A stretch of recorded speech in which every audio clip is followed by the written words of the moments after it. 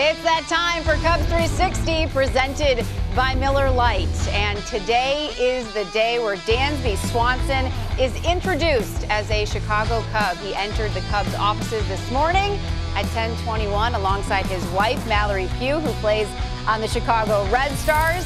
And the Chicago media awaits Swanson right across the street at Gallagher Way.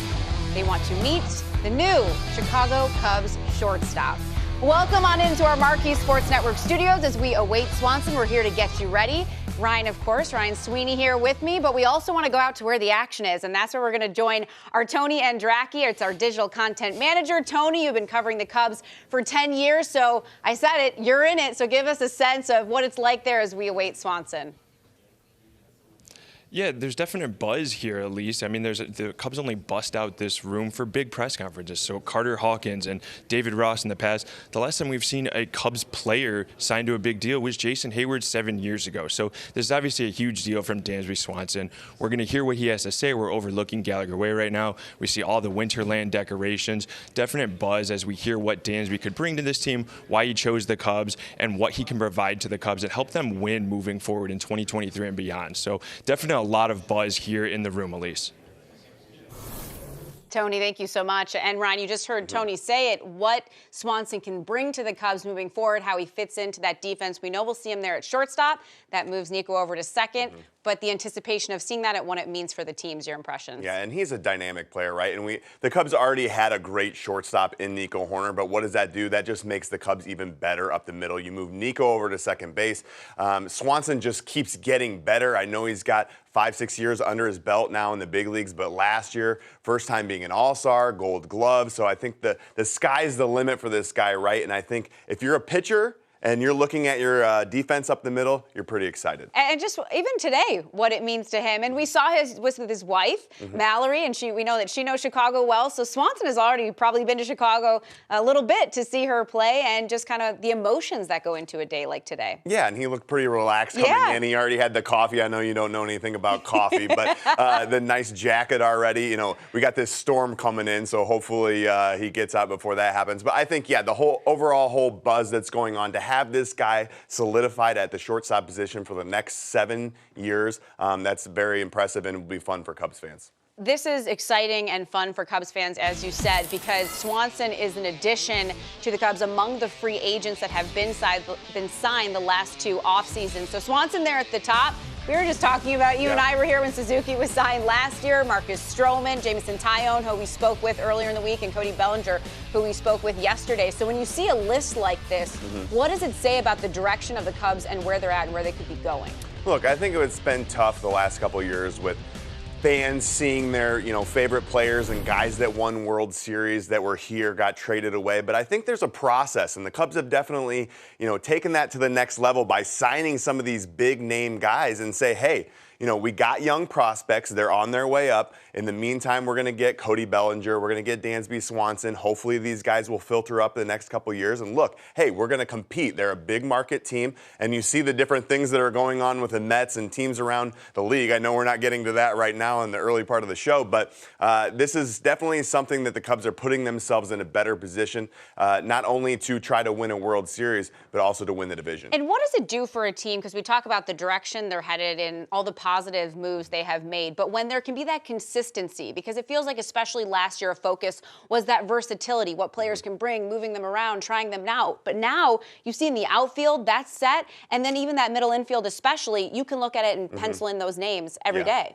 Well, I think there's something to be said, and I think Cody Bellinger mentioned it yesterday too, is just the ability to go out there and know that you're playing that position every single day. So when you can be a guy like David Ross and you can pencil in, look, we talked about Dansby Swanson. He played 162 this last year, 160 the year before that. You know he's going to want to be out there every single day.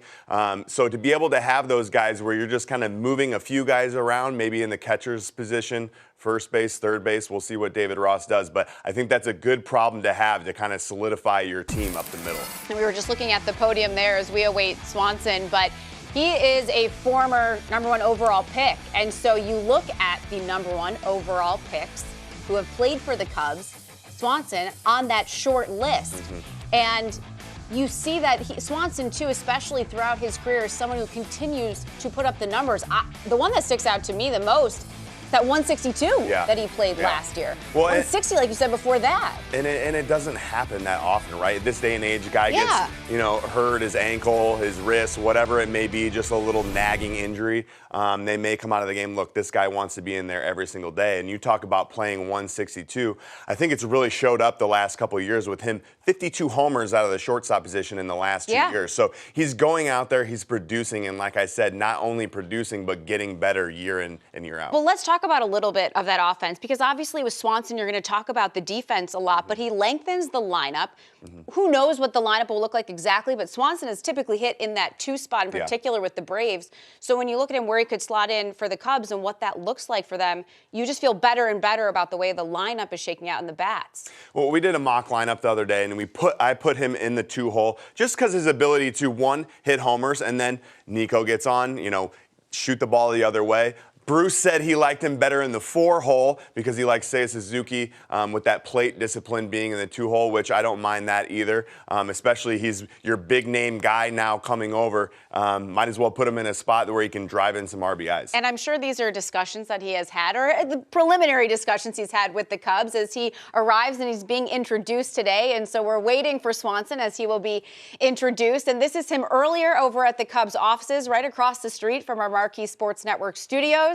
And it's probably a very exciting day for him, to say the least. Swanson also just got married. His wife, not currently in this picture, but is with him today, as we saw her earlier. And so, Ryan, this has to just be a lot of anticipation, as Atlanta was home for him. He, that's basically where his MLB career flourished after getting traded from the Diamondbacks, who drafted him #1 overall. And then here it's a new chapter for him. Yeah, and, having your wife be a pro athlete here in Chicago, I think doesn't hurt. We're going to be doing an interview with him later, so I'm sure there's more questions that are going to be asked about that. But just having that that comfort of being able to know that, look, when you play baseball, you're in a different city night in and night out, and when you have to leave at the beginning of that season and she's playing her season, now they can somewhat, I'm guessing, be able to see each other a little bit more. All right, so as anticipated, let's go across the way to meet Dansby Swanson.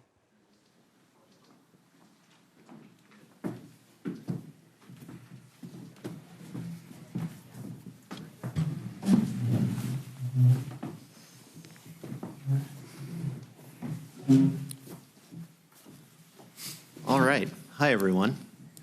Thanks for joining us today. We're happy to see everyone. I'd like to introduce on stage Cubs President of Baseball Operations, Jed Hoyer. Next to him is Dansby Swanson, our new shortstop. And next to Dansby is Carter Hawkins, our team GM. I'd also like to welcome some special guests here today. We have Dansby's parents, Charles and Nancy. Thank you for coming. We're happy to have you here. We also have Dansby's wife, Mallory. Congratulations on the wedding. We'd like to present you with some flowers. And most importantly, go Red Stars. Go Red Stars. Go Red Stars. And also, I'd like to welcome Victor Menocal from Excel Sports Management. Thank you for coming here today. We're happy to have all of you. With that, we'll start with some opening comments from Jed, followed by a jersey presentation and some thoughts from Dansby, and then we'll open up to questions. So with that, I'll turn it over to Jed. Awesome. Thanks, Jason. And welcome to you guys as well. I also want to thank Casey Close from Excel. Throughout the negotiation with Dansby, it was always, incredibly open and engaging, and I was thrilled that we were able to reach agreement with Dansby. When you ask around about Dansby as you do your research, the one thing that the word that always comes up every time is winner. Any teammate, any coach, anyone that's been around him, that always comes up. So I had a really good sense of what he was going to be about when we went to meet with him in Atlanta. And, when we met with Dansby and Mallory in Atlanta, the thing that really stood out to me was that it felt like he was interviewing us. How are you guys going to win? What's your plan? What's your philosophy? What players are you going to surround me with? Who are the prospects that are coming? It was very clear winning was the priority. How are you going to build a team around me? Which is so incredibly appealing as you're sitting there thinking, this guy's reputation is as such a winner, and that's what he's focused on. The second thing, when we sort of turned the questioning a little bit differently, it was, how can you guys make me better? I feel like I'm scratching the surface of what I can become as a player. What's your nutrition like? What's strength and conditioning like? What's your hitting infrastructure? What's your family program? What can you guys surround me with to make me better? And I can't imagine two better attributes of a free agent than that. How are we going to win here in Chicago? And how are you going to make me better? Because I know I can keep getting better. So it was a wonderful meeting. Took us a couple weeks to get through some of the negotiating and bring him on board. But we're thrilled. We love the fit. We couldn't be more excited to bring Dansby and the Swansons to Chicago. And with that, I will turn it over to Dansby. Thank you. Yeah. We'll present it here. Probably should put this on first. Yeah. You already stole someone's number. There you go. I know.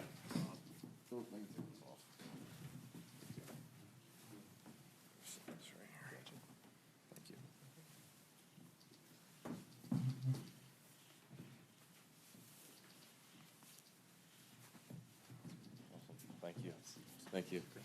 Thank you. Put this on too. Look, like people will recognize me now.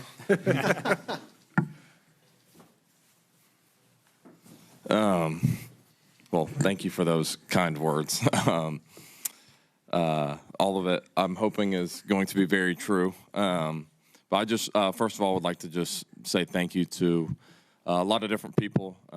Wouldn't be here without my faith life. God has done so much for myself, my wife, my folks. We're just extremely grateful to be blessed to be in this city. We prayed about this for a very, very long time, and just felt led to be here. I'd like to thank Mr. Ricketts and the Ricketts family for just everything that they've done for this incredible organization. It's a top-notch organization. You can tell the investment level is very high, and the standard here is to win. I'd like to thank Jed Hoyer and Carter Hawkins, and David Ross isn't here, but just for the time that they've spent talking to me, opening themselves up, and being willing to answer any and every question I've had, any phone call, any text message. It's important to have those kind of lines of communication if you want to build, a winning culture.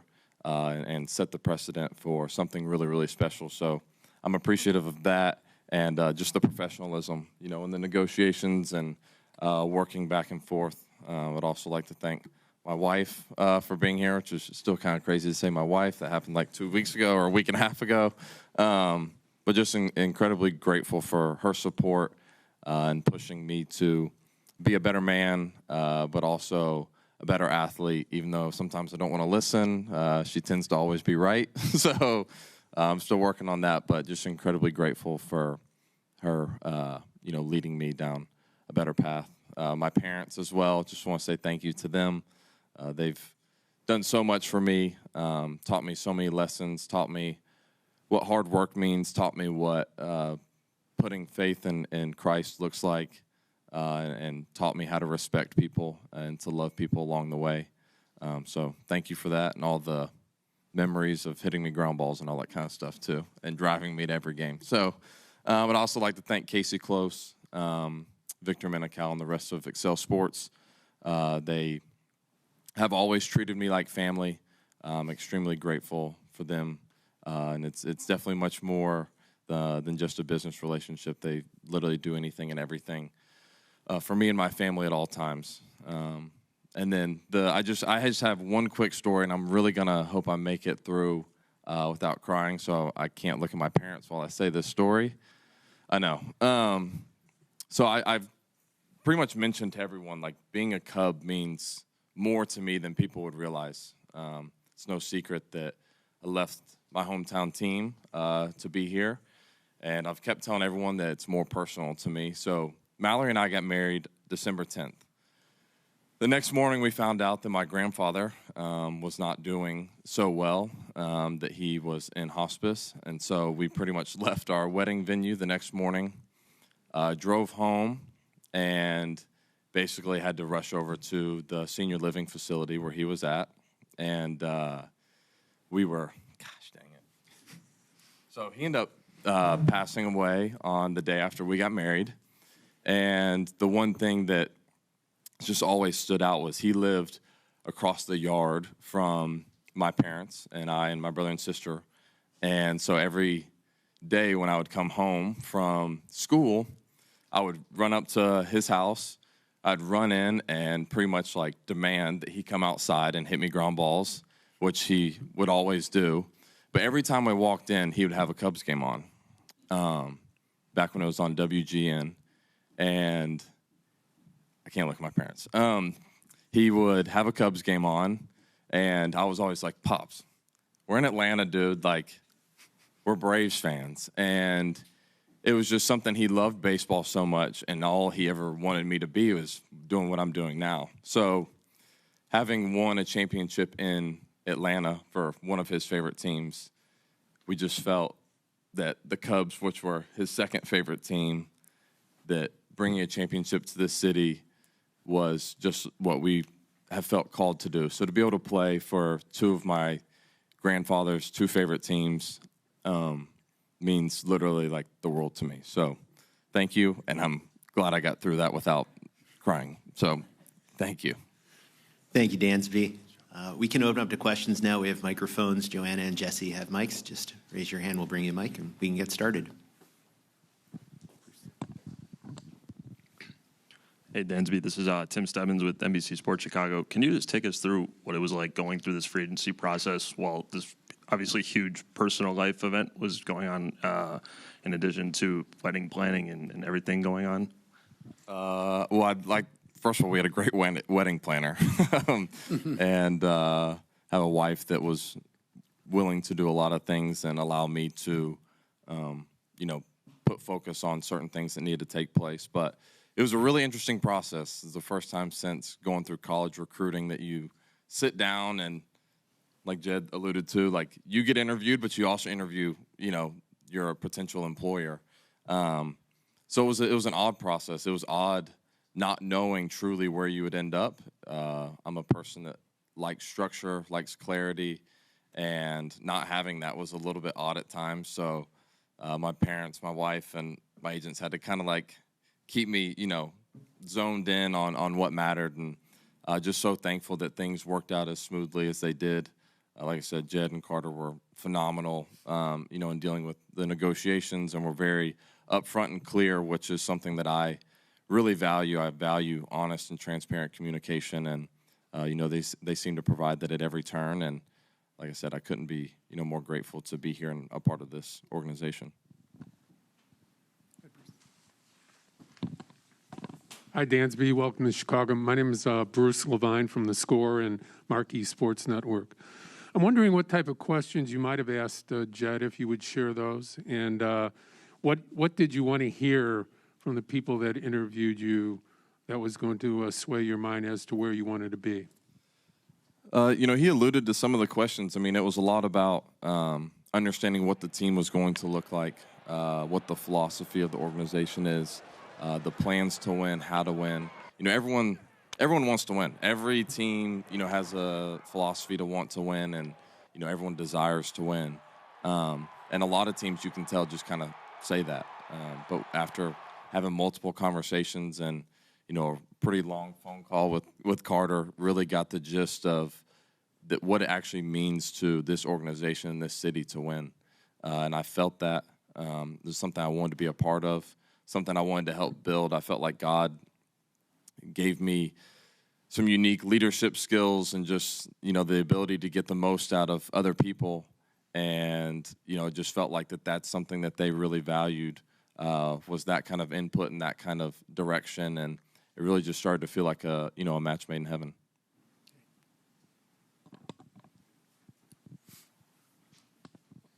Hey, Dansby, Sahadev Sharma with The Athletic. What is that vision that they presented to you for winning, particularly in 2023? Well, I think what most people don't realize is the talent that's here and the talent that is continuing to develop here.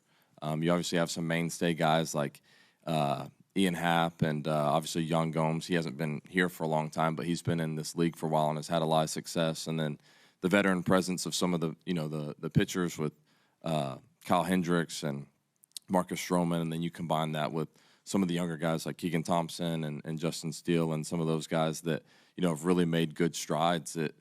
It kind of starts to feel similar to past experiences that I've had of just you got some good veteran talent, some young guys that are really starting to perform better, and then you start mixing in, a guy like Nico, myself, and Cody Bellinger, and then you add Jameson Talion, and it's like, wow, this is actually getting to be a pretty complete team with the ability to compete at a high level. So, we're excited for what's ahead and, to be able to put our best foot forward each and every day here, but day and night. Hey, Dansby, John Greenberg, also of The Athletic. When you sign a deal like this with this much money in this kind of market with this kind of team that really needs you, and if the fans were desperate for kind of a big name to come on, are you ready for that kind of, I guess, responsibility and pressure that comes with it? If you guys would have seen the pressure it was put on me to perform in my hometown over the last 6 years, in a way, this is just another, kind of step in that challenge. I've never been one to back away from challenges. I always feel like you should just face them head on. Do the same thing with this. At the end of the day, the vision and the goal is to win. Winning is the priority. And when that is the vision and that's what you want to do, you make everything about winning. So it's never about one guy. It's always about everybody. And so when you get everyone going in the same direction, none of the outside noise matters. Obviously, everyone knows that Chicago Cubs fans are like the best fans in baseball. They support their team. They love their team. They show up each and every day, no matter where the city is. So to be able to perform for a town like that is pretty remarkable. I'm excited for what's ahead. It's something that, I walked down the field today and I just looked at my wife and said, like, this is where we're supposed to be. And just so excited for this unique journey ahead. We'll go Maddie, Jesse, then Ryan. Hey, Dansby, Maddie Lee from the Sun-Times. On the leadership front, talking to Jameson earlier in the week, he said he was really impressed that you brought up that you want to make your way through the roster, call every single guy.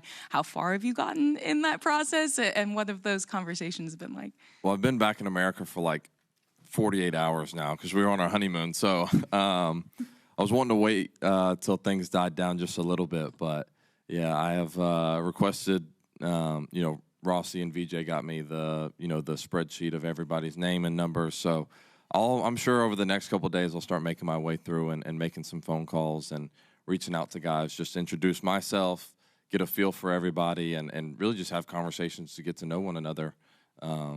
Team chemistry, there was always a saying that, good teams hang out together, right? And so just kind of setting that precedent now and wanting to chat and, genuinely get to know your teammates and people that you're going to, be strapping it up with every day. That means a lot to me, and, it's something that can help this organization thrive going forward. Jesse?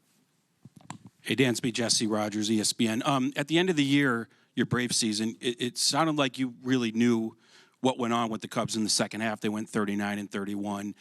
And based on that and your story about your grandfather, were you thinking about the Cubs late in the year and what could be? And also, if they had gone 31-39, could that have impacted you? Just knowing what they did in the second half, how much did that play into it?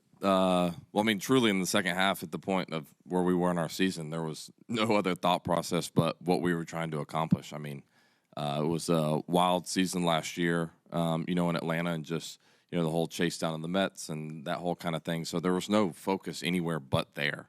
Once you get into the offseason and have a little bit of time to digest what just happened, you start to look forward to, different things such as conversations with Jed and Carter, and you really start to look into what happened, where teams are going, what the trajectory is like, and it was a vision that was pretty easy to get behind. And I'll tell you, I did my best homework. I was having phone calls with each and everybody that I knew that had been a part of this organization, was currently a part of the organization, and it's just something that I've really felt like you need to show signs of life in order to get people to be a part of something, right?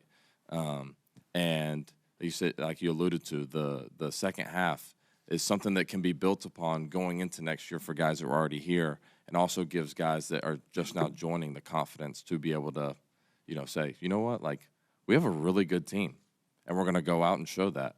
So, We'll go Ryan.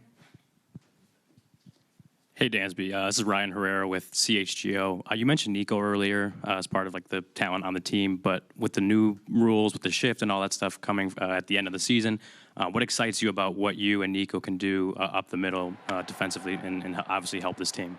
There's nothing better than having a good defensive unit. It's something that I feel like can get overlooked in our game these days, and just analytics, this and that. And to me, you're only as good as your 4 defenders in the middle. So, well, obviously pitching is a big part of it, but center field, shortstop, second base, and catcher. And I feel like the group that we have is pretty elite in that category. Belly's obviously a great center fielder. Jan's had a lot of experience, behind the plate, and then Nico and myself just really feel like that as a defensive unit we can be as solid as anybody. Obviously, it's going to take a little bit of time to get used to one another in the communication, but from everything that I've heard, about Nico, that he's just a winner. The guy wants to win. He's a baseball player. You give him a glove, and he's going to go play, and he's obviously really, really good at it. When you kind of combine that kind of mentality with how, I like to do things, it usually, fits like a glove, and I really, no pun intended, but it usually fits really well, and, something that I'm really looking forward to in spring training, just getting out there, and probably going to suggest to Rossi that he makes our schedules the exact same so we can play, as many games as possible together in spring training. Jay. Hi, Dansby. Jay Cohen, Associated Press. As the Cubs have added a couple free agents now with you and Jameson and Cody, and Cody and Jameson both talked about what it's like to play day games here in the summer. From your perspective on the other side, what was it like for you to visit here, and what are your thoughts about now being, on the home side playing at Wrigley? It was always one of my favorite trips of the year, and you could always tell that because the amount of wives that would come on the trip too. Everyone wanted to come to Chicago and be in Chicago, but there's no place that's better than Wrigley and the fans. Like, it's such a historic, amazing place, but the upgrades and the things that they've done, the renovations, still keep like the baseball at its purest form. Even with the boards and the scoreboards and how they do it, and it's the best. I mean, like I said, I walked out and just like I felt like a little kid on Christmas, and just like smiling and like giggling to some extent. Just that this is home now. And it's a beautiful place to be. Day games here with the crowd the way it is second to none. And, we're just looking forward so much to, the next 7 years. Megan Monmier with the Chicago Tribune. Jed mentioned you asked them, how can they help make you better? When you kind of self-assess your game, where do you look at as an area or areas that you really feel like there's an opportunity to kind of take that area to the next level? I think offensively is a thing that has continued to get more and more consistent every year, and I've continued to grow in experience as a hitter. Obviously, the power has become a lot more prevalent than most people probably would have thought. My biggest thing now is just a little bit more of the average piece, the swing and miss in zone, which has led to obviously more strikeouts than I would like. It's not something that I want. I don't like to strike out. Nobody likes to strike out. It's obviously a part of the game, but some of that can be a little bit, like my own fault, essentially, just with some of the swing and miss in zone. So just wanting to get better at that, being able to spray the ball around the field a lot more consistently, which typically leads to better results overall. I think that's probably the biggest thing for me. Carter and I have already had some discussions about that, and I think I think that's kind of like a spot-on assessment of what's kind of like the next step in becoming, the player I want to be. Do Jordan next. Hey, Dansby, Jordan Bastion, Cubs.com.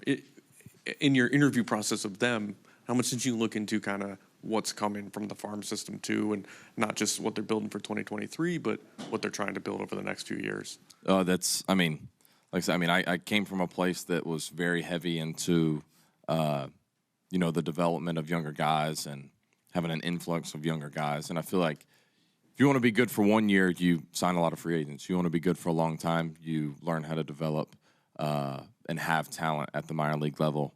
And that's something that the Cubs have. They have a lot of good depth. They have a lot of players with some star potential. Pete Crow-Armstrong is obviously one of them. Brennan Davis is another. There's a lot of guys that have potential to be, high-level contributors. And so you start to supplement a big league team with those kinds of guys. You take the pressure off them to perform. You allow them to just be themselves and to be able to, learn what it means to be a pro. You guide them along the way. You love them a little bit. And they start to grow and blossom as players, and then it really kind of makes for like this organic development and growth as an organization that then makes it even more attractive for whatever free agents you would want to bring on, and you really start to build a team that is capable of winning at a very high level. Dansby, back here. Tony and Jackie from Marquee Sports Network. In the topic of winning, what does winning baseball look like to you? And like you mentioned early on, how can you maybe be a leader, bring that here, and affect others around you beyond your play to help bring winning to the Cubs? Winning is it starts like with the mentality. It starts with the belief that each and every day that you're not showing up wanting to win, you're showing up that you're going to win. It's never an if, it's just a matter of when. And I think that's kind of like the first start, right? And when you start to win, it really starts to build confidence, in this organization. It starts to build confidence within your teammates. Winning baseball is really just about playing the game to win. And I know it sounds super cliche, but there are so many times and examples where you can tell, like, oh, this guy, he's doing this for himself, or, he was wanting to do this to get the RBI instead of moving the runner or whatever. And there's just so many instances where there's teaching moments of where, if everything that we're doing is, instead of me saying I'm going to go out and strike out 6 guys today, it's like, no, I'm going to pitch to win today. Sometimes it might be 8 strikeouts, 9 strikeouts. Some days it might be 2. With the mentality of pitching to win, hitting to win, playing defense to win, at the end of the day, you just have to have more runs on the board than they do at the end of the game. And when, as a team, you can collectively say we're looking to do things to win, and that's all that matters. Whether I go 0 for 4, 4 for 4, and if I go 4 for 4 and we lose, I'm not a happy camper. You can ask my wife. Yeah, we don't do losing. That's that's not something we like. So the important goal is winning. That's like the only stat that matters, and bringing that sort of philosophy is really, really important. It's something important to get all the guys to buy into, which they will. That's just who we are at our core, and who I believe that we'll be going forward. Go ahead, Steve. Morning, Dansby. Steve Greenberg from the Sun-Times. You came up in 2016. The Cubs were just soaring, right? You had Bryant, Baez, Schwarber, a shortstop about your age, Russell. You're, here 6 years later, you surprised in a way, that the page has already completely turned. Does it give you any insight into how fast it can go, even when you have a new long contract? I mean, it just shows you how hard winning is. And that's why I feel like just become like obsessed with the journey of winning. And it is crazy, like you said, how quickly the page can turn. But as quickly as that page can turn, it also can turn back the other way. And I feel like I'm a pretty optimistic person. So I look at it in that regard that, as quickly as things might have turned then, I feel like they're going to go back in the other direction. And, we've got good vision, and talking to these guys of being able to keep it on that page for a very long time. So like I said, I'm just excited to be a part of that, like a full actual process of getting, back to winning ways and to doing things the right way. Even talking with Mr. Ricketts earlier, just the personal level of like investment and the willingness to be here and introduce himself and have conversation is it means a lot. And being able to run an organization that in that regard will only lead to great things. And I feel like that we're more than on the right track here. Tim? Hey, Dansby. This feels like there's been a half dozen players who have played for the Cubs and Braves in recent years. Drew Smiley last year, for example, was here. I'm curious, during this process, if you talked to any of those guys about what it was like playing here and being a Cub. Oh, yeah. I've spoken with a lot of guys. Obviously, Jock Peterson has become a good buddy of mine, and having conversations with him and having conversations with Jason Hayward's also a good buddy of mine, and just really getting a feel.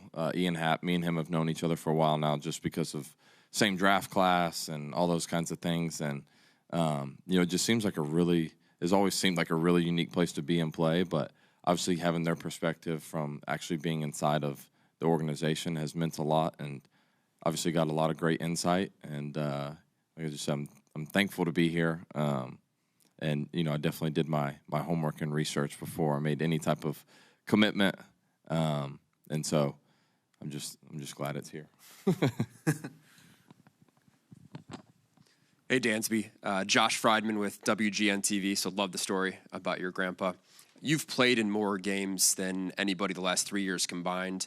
How important is it for you to post every day? And have you talked to Rossi about playing 162 and the value of being out there every day? Oh, we've already had that conversation. I'm not going to say there was some pushback, but I just think, this is, in a way, this is my job, right? Like, you guys show up to work every day, and if you're not there, I'll give you a hard time. So, but that's the job. The job requires 162 games plus whatever is left in October, and it's important to show up each and every day, ready to play, ready to win. Obviously, showing up isn't, it's not just about showing up. It's about showing up the right way and doing that to win. But I've always prided myself in playing each and every day, and been very blessed, by the good Lord to stay healthy the last 3 years. Have learned a lot about myself and the people I need to surround myself with in order to be able to do that. And I just feel like it's another, like you said, just like kind of another step to wanting to get better and to really, get more and more into my potential and surround myself with the right people. So I've learned more and more about myself every year. The COVID year, played 160 of our games in 21, and then all 162 last year. So understanding how to do that's important. I'm sure me and Rossi will get into it in a good way about playing and not taking days off. But yeah, it's just that's the standard. You show up and play. That's what we do. And if we want to win, then we have to have our best players out there each and every night or day. We'll do three more. Go ahead, Russ. Russ Dorsey, Bally Sports. Your nickname in Atlanta was the Sheriff. So obviously that leadership name follows you. A lot of guys aren't comfortable with that role. How have you gotten more comfortable with leading over time, even going back to the Vandy days?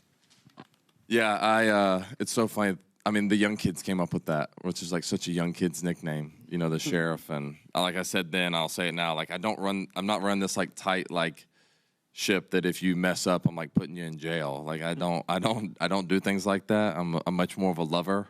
Much more of like the serve first kind of guy. But I think leadership has been something that God blessed me with and has challenged me with throughout my career. And I felt like, even times over the last 6 years that I should have been doing more. I feel like last year was the first step where I really just fully embraced and like spread my wings of, taking guys under my wing and really just leading the team and the culture on how I saw it and how I wanted it to be. Did the same thing at Vanderbilt, and it's one of the huge draws to this place was I feel like if I'm going to become my best self and best version of, who God made me to be, I need to be in a place that really, really wanted me to shine as me. And that's something that I promised them, that I would always be myself, that I would unapologetically be myself at all times. And they really, really valued that. And that's something that really stood out to me during this whole process. So I'm hoping I have a new nickname that's not the Sheriff. But if it sticks, it sticks, I guess. We'll do Matt and Andy. Matt's on CBS Chicago. What is it like to now get the opportunity to play in the same city as Mallory? And was there any nudging from her along the way to sign in Chicago? There was not any nudging. She just wanted me to go somewhere where we would win. So here we are, and it's it's a place that we believe in. But it means the world to me to be able to be here with her. Obviously, we just got married, and the last 4 years doing distance was, it was D.C. first, then it was Jersey for a little bit, and then it was Chicago. And, it could have been tough. It was tough at times, but being able to fully be in the same city, enjoy life together, as a married couple, being able to serve our purpose together, in God's kingdom means a lot to each of us. And to be able to now do that together in the same city is pretty amazing. And also, I always complain every year that I don't get to watch her play that much, except for on, my iPad. It's funny, we used to be like on the plane, and I'd have her games up, and like team would be like huddled around my chair watching her games. So now hopefully we can go be a little rowdy and ruckus at the actual stadium, and cause a little stir. So, but yeah, so it means the world to us. We'll do Gordon, and then we'll wrap up with Andy. Hey, Dansby, Gordon Whitmire with NBC Sports Chicago. You were part of this great shortstop class this year, and the last one to sign, sort of. So when you're watching the first couple of guys come off the board at the numbers they were coming off of, what were your thoughts on that? And then also, what do you make of that Carlos Correa situation with San Francisco, and then a quick turnaround with the Mets? I'll tell you, I did all my physical stuff yesterday, and there's a good reason why I'm not a doctor. So I'm just going to leave it at that. But I mean, it's cool. It's obviously, all players have a unique bond just because there's maybe 12,000 have ever played this game, at this level. So to be able to see, fellow like comrades being able to, essentially earn the money that they did is cool. I mean, it's a special thing, and it's something that, you obviously, you take care of the generation after you in terms of players. You also take care of your own family generation. But I was just happy for those guys. It seemed like everyone went where they wanted to be. Everyone ended up with the organizations that they wanted to be at. And my feelings are the same. I was where I felt led to be. Like I said, we prayed about this a lot, and Chicago was where we felt led to be. And here we are, and I couldn't be, more excited for, today and obviously what's ahead. Okay, we'll finish up with Andy. Hey, Dansby, Andy Martinez, Marquee Sports Network. I'm curious, you mentioned you had a phone call with Carter and you spoke for half an hour or whatever. How frequently were you talking to Jed and Carter throughout this process? Was it like every other day, or how much communication was involved leading up to the decision? So obviously they came down to Atlanta. We had a nice little lunch and got to take home a bunch of desserts. So that was already a plus in my book. But obviously Carter and I have a little bit of familiarity. I mean, we didn't truly like know each other, but it's funny. He played baseball with my brother, when they were kids. And then being able to, he went to Vanderbilt and knows Coach Corbin really well. And, we just kind of had that connection through Vanderbilt. So I felt like if I was going to call anybody and get it as straightforward as possible, it was going to be to him. And, I reached out to him, and he obviously took the time out of winter meetings to be able to take that phone conversation, which, meant a lot to me, and just kind of showed me the commitment that, he has to the organization. And, we just had a very, very honest, I'm pretty sure I started with, listen, man, you're an Atlanta guy too. You're also a Vanderbilt guy. And hopefully we'll be in Chicago together. Like, I need you to give it to me as straightforward as you can, about the vision and what's ahead and, who's coming and how are we actually going to be good.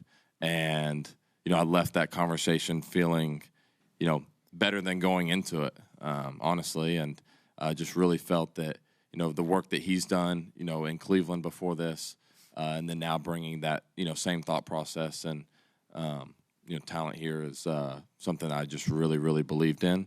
And, I know that he would shoot me straight because Coach Corbin would probably kill both of us if we were lying to each other. So, but yeah, I was just extremely grateful for that. And then the conversations, I mean, we had one long conversation, and then there was just some back and forth with other guys that had been here or that were currently here, just to try and get a full landscape of, that. And I had my agency print out a bunch of, I got packets at the house of just like things of, guys on the team, guys that are coming up, just the whole situation of where everything's at. And so I definitely did my fair share of reading.